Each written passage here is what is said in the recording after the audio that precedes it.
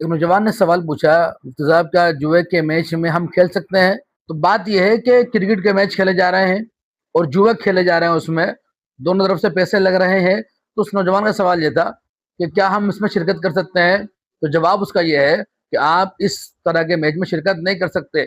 جس میچ میں جوا کھیلا جا رہا ہو۔ جوئے کے بارے میں بہت ساری حدیثوں میں اللہ کے نبی صلی اللہ علیہ وسلم نے وعید بیان فرمائی ہے،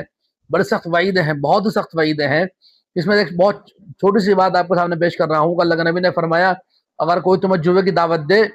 تو تمہیں چاہیے کہ تم صدقہ کرو، اس بات پر کہ اس نے دعوت دی ہے، مطلب برائی کی طرف بلایا گیا ہے،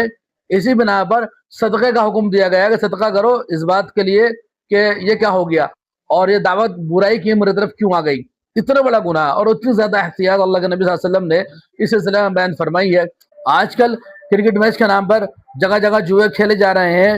اس طرح کے میچ بالکل ناجائز اور حرام ہے، اس میں کمایا گیا پیسہ، جیتا گیا پیسہ بھی ناجائز ہے۔ جو لوگ اس میچ میں کھیل رہے ہیں، چاہے وہ جوئے میں شریک نہ ہو، میچ میں شریک ہو، وہ بھی اس برائی کے ہونے میں